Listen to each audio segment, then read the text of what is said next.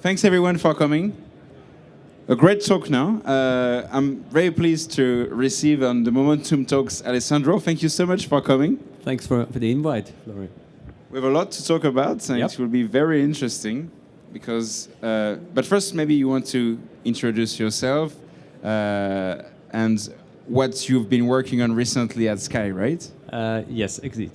Okay, thanks for good afternoon, everyone. I'm Alessandro. I'm heading operation at Sky for Sky Continental Europe. That means at the end of the day, live sports, news, sports news, everything from outside broadcast to play out.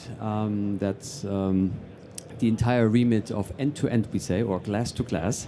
And I mean, we have tons of projects. Obviously, we're producing around 30,000 hours live sports. So there's always something going on. Yes, that is a quite a heavy fabric without, let's say, the 24/7 news channel. Yes. So that means at the end of the day, I mean, what we recently done is we had a studio redesign from the, let's say, last season. Now we're working on a couple of things, how we, let's say, engage much better with augmented reality, virtual reality in the sense of fan engagement, gamification, and a lot of data visualization. So that's, I would say, high level. A lot to talk about and a lot to work on as well. Indeed. Shall we look at the reel first so the audience can see? Yeah, of course. A little mix of It's a mix of everything. I mean, at the end of the day, this is what we're doing from outside broadcast to studio in 3 countries, Germany, Italy, and Austria. So this is, studio in Austria, for instance. This is our studio in Milano, Italy. This is Austria again. This is what we tested out with a so-called RefCam. So, I mean, as you can see, there's tons of use cases, and what we're doing with graphics, obviously, is pretty amazing. This is a kids cast, so the next generation, how we will, let's say, turn around kids into reporters and make them famous and creating the next generation. This is great. So many projects, and it's good to see that it's not just in studio, it's not just outside broadcast. Exactly. It's all of them. But it's exactly that's everything, and the key is here, obviously, because we are producing so much hours. We have to have a rock solid, obviously, technology in place. We can't, let's say, do always, let's say, testing, so it must be working. So that's why we rely on partners like you as well, obviously, for tracking. Because this is exactly, if you want to achieve like that every, let's say, week or something, you can't, let's say, do testing like hours before. It is plug and play, and that's why we are really keen, or really, let's say, really glad to have good partners around us. And it's important to have also, as you said, like it has to be absolute, it has to be like rock solid, yes. And when you switch it on, it has to work, right?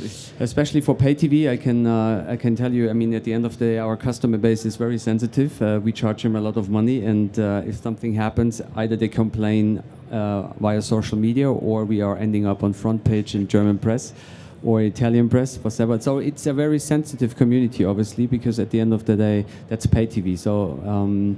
Yeah, it must be rock solid, and that's why we are pushing always hard, and not always the nicest partners, but I think we're challenging the industry very much, which is good. And we like to be challenged. Yes. It's always great to collaborate on exciting projects. Yeah. To come back, I'll leave the reel on a loop because there's a lot to talk about here. Yes. And first of all, like we see first of all the graphics, the AR graphics in studio. Yes. And I think we talked about that earlier, but it's all about really the storytelling of how you're gonna add to the story, right? Maybe you want to tell us a bit more of how it's enhancing the storytelling? Yeah, of course. For us, every innovation is not of the sake of technology, so it must, let's say, a customer benefit, or at the end of the day, we're making the story better than before. So augmented reality, virtual reality, whatever you call it, I mean, needs the purpose to make the story better than before. and it's an underlying of how you telling something is bigger than maybe sometimes it is, or if the story is super big, how you can underline with a cool graphics.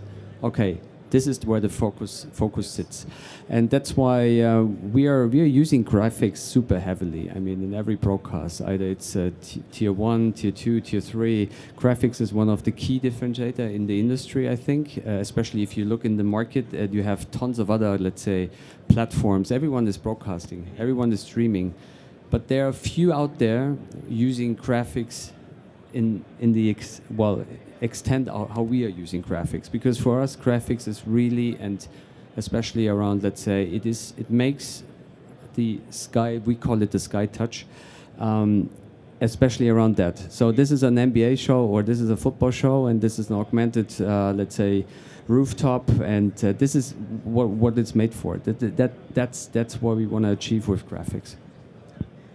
And it's really great to see that as well, like it's enhancing the sport as well. It's not just like for the sake of having graphics.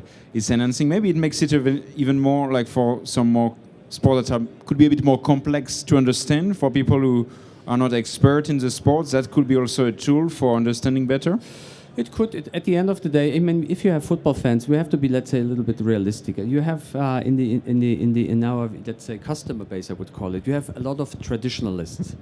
They want to see the football game as it is. Okay. Yeah. No graphics, no overlays.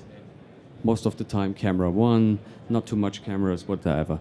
So our playground, at the end of the day, is a big studio for the pre-show, halftime, post-show, to educate, obviously, and give the advanced storytelling with graphics.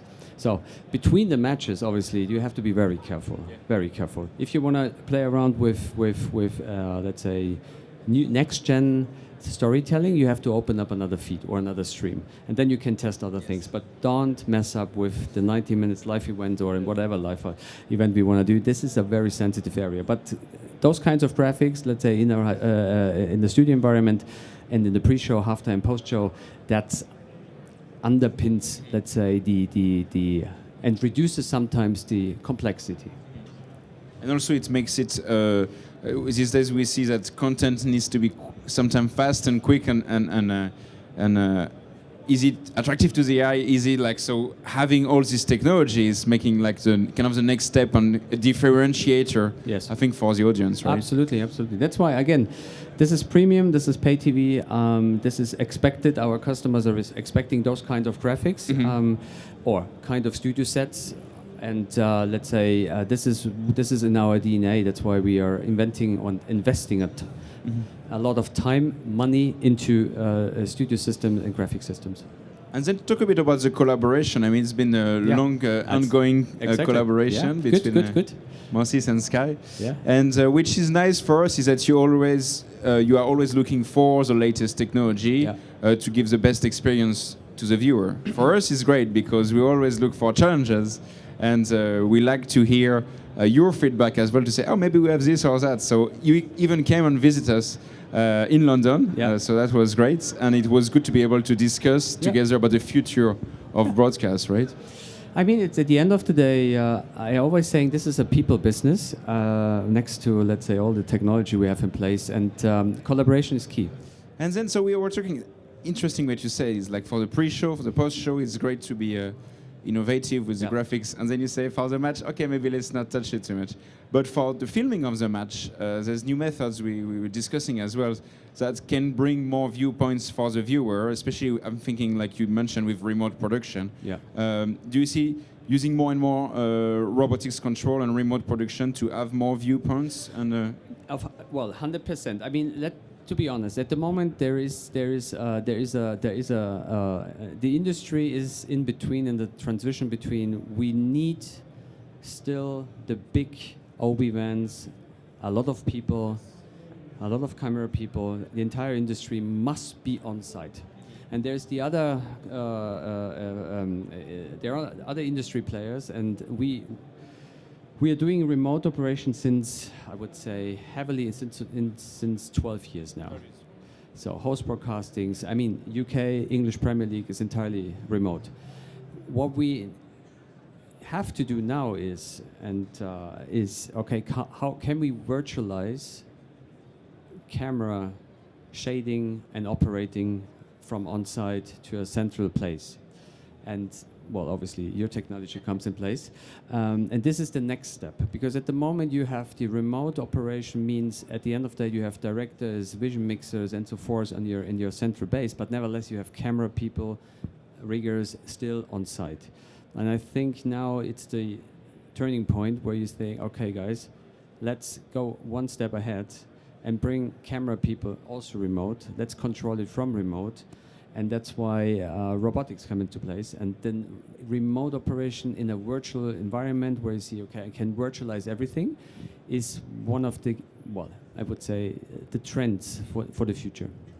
And also for the person working with the camera, like camera operators, it's bringing some comfort, because like we know it is like going from one location to another for the whole season. Suddenly it's kind of completely changing the workflow for them as well. So that's...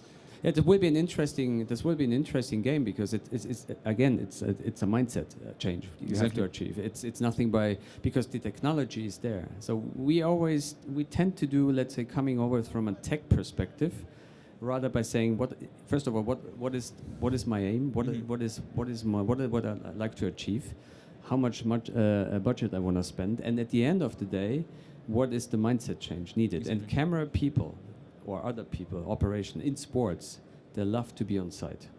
They love to be inside. And then now you take them away and say, well, Champions League final, for instance, well, not longer possible. Let's see how it goes. So step by step. That's why baby steps are needed for lower tiers to start with and make the technology super reliable. And then you can change the mindset. Exactly, and maybe it's a mix of it as well. Maybe it's not like, it's a mix. It's not just one or the other, right? It just depends. And another thing, like you talk about a different tier, and I think it's also interesting because we talked about that already like a few years ago, but you covering hundreds of matches for some leagues, right? Yeah. So suddenly some of them are not even broadcasted at the moment because of the complexity. Suddenly if you can add more viewpoints, maybe it can be sports that suddenly can be, you can broadcast them thanks to the remote. So it's not removing people from location, it's creating more viewpoints that wouldn't exist. Exactly, you're reallocating the resource. And to be honest, you can attract new talents. Because this is also what we see. You can't say, let's go around 24 races for Formula One. You do not find people any longer. They're 10 months away from home. I mean, work-life balance is not existing. I mean, even family is not existing. So that's a problem to attract younger talents. And with kind of those technologies and let's say a hybrid setup, we say, okay, 6 time maybe, and the rest of the thing we are at home, or you don't have to go out every Saturday or Sunday. So you can go home after your job, or you can do operation at the same time. So you have tons of flexibility in the future, from my point of view. Then we'll be able to combine the expertise of the graphics and the robotics together, and that's also the next step, right? That's the next step then. Everything in combination, yeah. Exactly. So what are you excited about in what's coming? I'm sure many things with all the projects you have on the plate, but what do you look forward to in the coming years with Sky? So I'm super interested in, we have a very, very solid and a super understanding of the business as usual. So this is our core, this is our DNA, we are, let's say, producing tons of hours at the highest level. The question is now, because the viewer habits are changing, so how we be always at the front of what's next in regards of storytelling for different audience on every platform. And I think the future is a little bit of, if you look especially around football, soccer, and you have younger audience, they were now super educated with gaming, EA Sports and so forth. They want to see the football match in a different way. So our job is now to telling the story not from the outside in, it's more from the inside out. So we have to gamify. What's next in the gamification? How we can use camera technology that is, let's say, kind of this EA Sports camera one, it's slightly moving, and then have you the point of views. You must be, let's say, you're in the locker rooms, point of view, ref cams. How to enhance the game in a more gamification mode, getting closer to the game. I think those are one of the biggest challenges, and this excites me because at the end of the day, it's not only tech, it's new storytelling, and if you then put an AI layer in it by saying, okay, I have snippets, different snippets, I want to have the storytelling from the day, and capturing the entire story from a player with visualization of data points. It's a lot of in the past. It's the next step, and we're heavily working on. And we look forward to collaborate as we have done for many years. So more than happy. More than happy. It would be great. Yeah, well, absolutely. Thanks so much, Alessandro. I think it was thank you, and such great insights, and really it's good to refreshing to hear that it's a mix of everything, and it's really the technology at the service of storytelling, not the other way around. So thank you so much, and we look forward to the next step together. Absolutely. Thank you. Thank you very much. Thank you. Thanks, everyone.